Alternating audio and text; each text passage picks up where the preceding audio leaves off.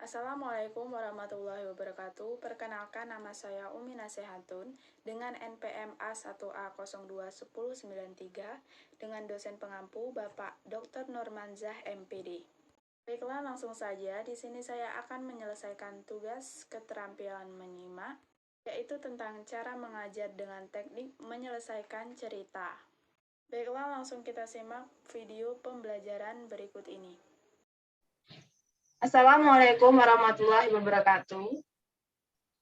Waalaikumsalam warahmatullahi wabarakatuh. Selamat siang, bagaimana kabar anak-anak semua? Alhamdulillah baik, Bu. Alhamdulillah baik. Baiklah, pertemuan kali ini Ibu akan membahas tentang materi cerpen. Langsung saja, pengertian cerpen. Cerpen merupakan suatu karya sastra dalam bentuk tulisan yang mengisahkan tentang sebuah cerita fiksi, lalu dikemas secara pendek, jelas, dan ringkas. Cerpen biasanya hanya mengisahkan cerita pendek tentang permasalahan yang dialami satu tokoh saja. Cerpen juga bisa disebut sebagai fiksi prosa karena cerita yang disuguhkan hanya berfokus pada satu konflik permasalahan yang dialami oleh tokoh, mulai dari pengenalan karakter hingga penyelesaian permasalahan yang dialami oleh tokoh. Cerpen juga terdiri tidak lebih dari 10.000 kata saja. Cerpen merupakan singkatan dari cerita pendek. Pengertian cerpen menurut para ahli. Yang pertama yaitu menurut KBBI. Cerpen merupakan cerita pendek yang berisi tentang kisah cerita yang berisi tidak lebih dari 10.000 kata. Pada umumnya, cerita pada cerpen bisa memberikan kesan dominan dan berkonsentrasi pada permasalahan satu tokoh. Menurutnya, dalam cerpen tidak ada cerita hingga 100 halaman. Yang kedua, menurut Nugroho Nasusanto dalam Tarigan, alur atau plot merupakan urutan peristiwa atau jalan cerita pada sebuah cerpen. Pada umumnya, alur pada cerpen diawali dengan perkenalan konflik masalah, lalu penyelesaian. Namun, ada beberapa jenis alur cerita, yaitu alur maju, alur mundur, dan alur campuran. Sampai di sini ada pertanyaan? Tidak, Bu. Oke, kita lanjut. Yang ketiga yaitu menurut J.S. Badudu. Menurut J.S. Badudu, cerpen adalah cerita pendek yang berfokus dan berkonsentrasi pada satu peristiwa kejadian. Pada peristiwa kejadian tersebut hanya mengisahkan satu tokoh cerita saja. Yang keempat, Sumarjo. Menurutnya, cerpen adalah kisah cerita yang tidak benar-benar terjadi di dunia nyata. Namun, cerita tersebut bisa terjadi di mana dan kapan saja, bahkan di dunia nyata, dan ceritanya relatif singkat dan pendek. Yang kelima, menurut Hendy. Menurut Hendy, cerpen merupakan cerita pendek yang ditulis secara singkat dan pendek. Tulisan pada cerpen tidak diceritakan terlalu panjang serta berisi tentang kisah-kisah narasi tunggal. Yang selanjutnya yaitu menurut AUKH. Menurut AUKH, cerpen merupakan prosa pendek di mana kisah ceritanya ditulis secara fiksi dan fantasi. Yang kedelapan, menurut HB Jasin, cerpen merupakan sebuah cerita pendek yang memiliki bagian di mana terdapat struktur yang lengkap, mulai dari perkenalan, permasalahan, dan penyelesaian dari masalah tersebut.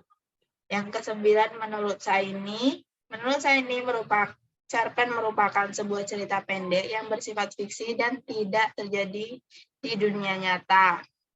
Yang ke-10, menurut A. Bakar Hamid. Menurut Hamid, cerpen merupakan cerita pendek yang memiliki ciri-ciri seperti jumlah kata yang sedikit antara 500 hingga 10.000 kata dalam satu cerpen, serta hanya memiliki satu karakter tokoh saja.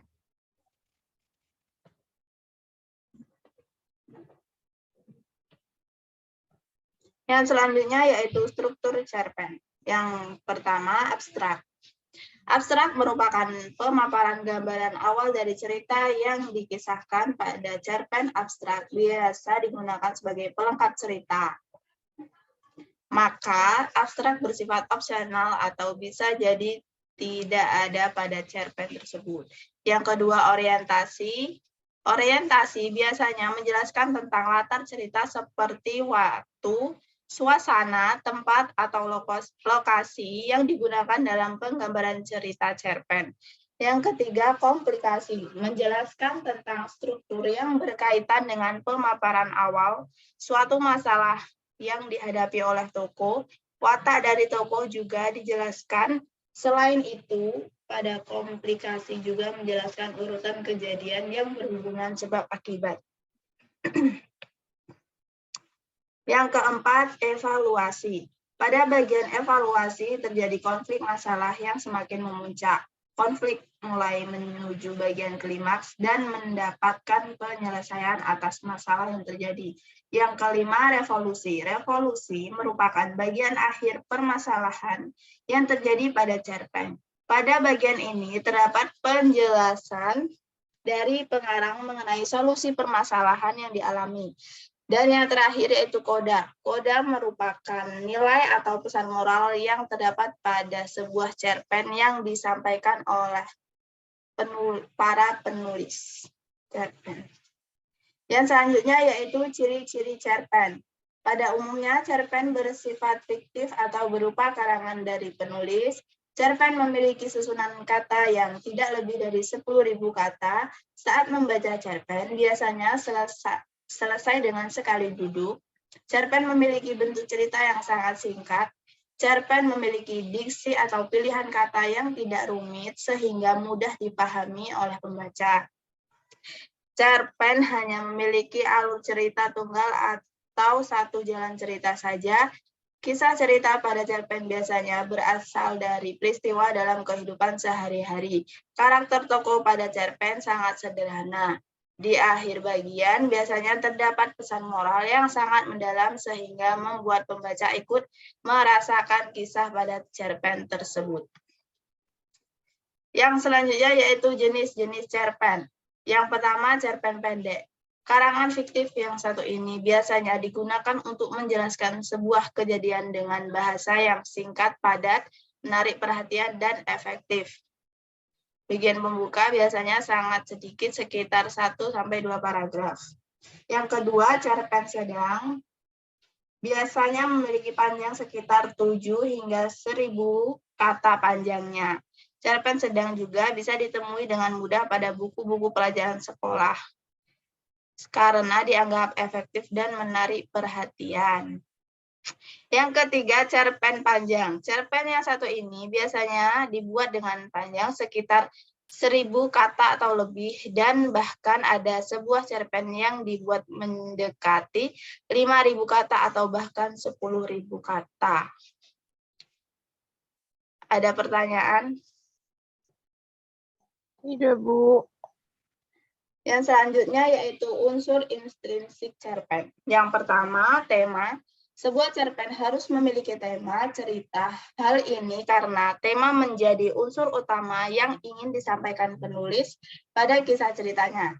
Yang kedua, alur atau plot. Alur atau plot merupakan urutan peristiwa atau jalan cerita pada sebuah cerpen. Pada umumnya, alur pada cerpen diawali dengan perkenalan, konflik masalah, lalu penyelesaian. Ada beberapa jenis alur cerita, yaitu alur maju, alur mundur, dan alur campuran. Yang ketiga, setting, merupakan penjelasan mengenai latar atau tempat, waktu, dan suasana yang terjadi dalam cerpen tersebut. Yang keempat, tokoh dan penokohan. Tokoh merupakan pemeran yang diceritakan dalam sebuah cerpen. Tokoh terdiri dari pemeran utama dan pemeran pendukung. Yang kelima, watak. Watak merupakan gambaran sifat dari para pemeran. Watak terdiri dari 3 jenis, yaitu protagonis baik, antagonis jahat, dan netral.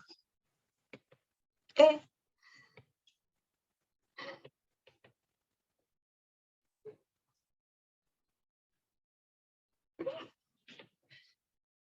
Yang selanjutnya yaitu unsur ekstrinsik. Terdapat latar belakang dari pengarang. Biasanya latar belakang pada kisah cerpen berasal dari pengalaman pribadi pengarangnya. Namun tidak jarang jika pengarang mengambil cerita dari kisah orang lain. Terdapat latar belakang dari masyarakat.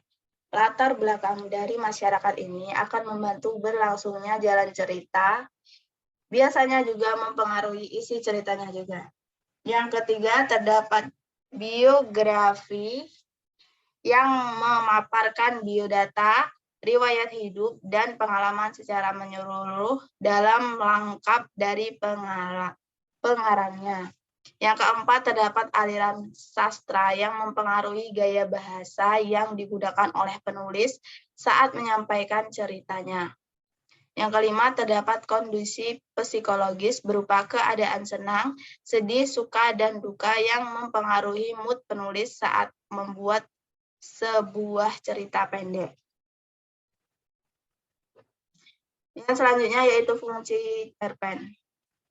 Fungsi reaktif sebagai saran penghibur bagi para pembaca, fungsi estetis sebagai nilai estetika atau keindahan yang ada pada cerpen, fungsi didaktif sebagai pemberi pelajaran atau pendidikan yang akan bermanfaat bagi para pembaca, fungsi moralitas sebagai nilai moral berdasarkan isi cerita untuk mengetahui baik buruk yang disampaikan penulis kepada para pembaca, fungsi religius yaitu sebagai pemberi pelajaran yang religius yang nantinya bisa dijadikan sebagai contoh baik oleh pembaca.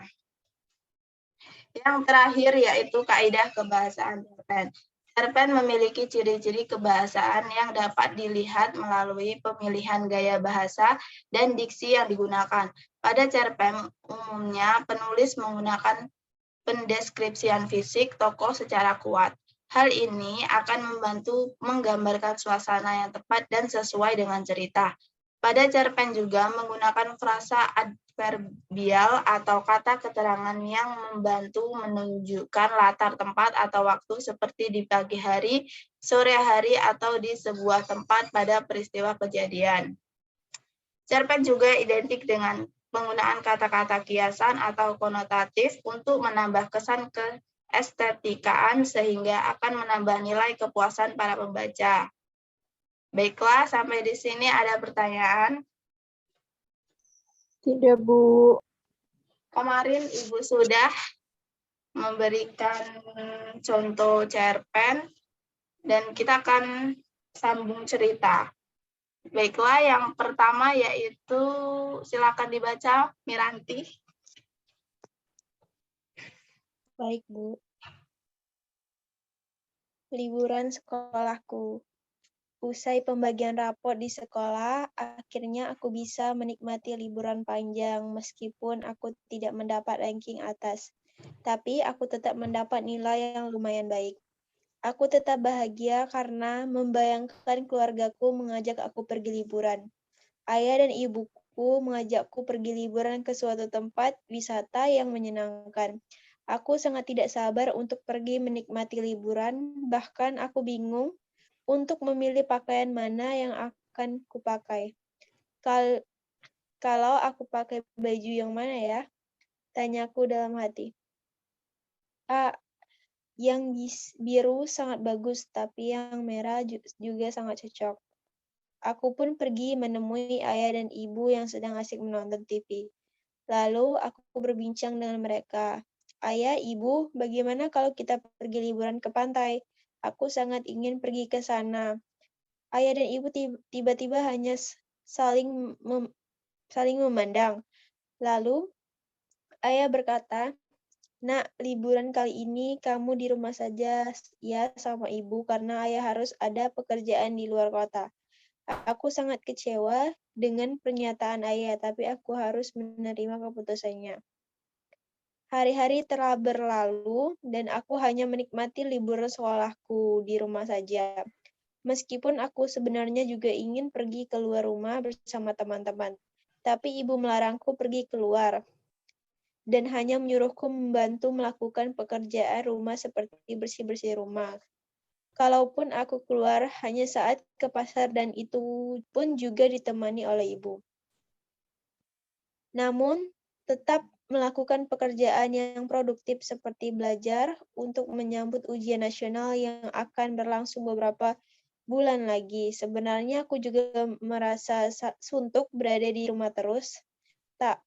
Terkadang aku ingin menolak permintaan ibu saat menyuruhku, tapi aku cuma bisa terima dan melakukannya. Oke, Miranti, cukup. Yang selanjutnya, Ara. Pada suatu sore, ibu mengetuk pintu kamarku dan bilang kepadaku, "Kamu segera mandi ya, ibu tunggu di luar." Aku menjawabnya, "Loh, kita mau kemana, Bu?" Lalu ibu menjawab, "Ibu mau mengajak kamu jalan-jalan ke taman kota." "Ya, sekalian, masa kau di rumah terus?" Sontak aku merasa senang. "Yang benar, Bu." "Oke, kalau begitu, aku mandi dulu." Setelah itu, aku pergi ke taman kota bersama ibu. Meskipun hanya jalan-jalan sore di sekitar taman, aku sudah merasa senang banget. Mungkin ini karena aku terlalu lama berdiam diri di rumah dan baru kali ini menikmati jalan-jalan. Yang pasti aku sangat senang karena ibu mengajak aku jalan-jalan sore. Sudah, Bu. Baik, terima kasih. Sampai di sini untuk materi cerpen ada pertanyaan? Tidak, Bu. Baiklah, jika tidak ada pertanyaan, Ibu akhiri saja pertemuan kali ini. Ibu akhiri, wassalamualaikum warahmatullahi wabarakatuh. Waalaikumsalam warahmatullahi wabarakatuh.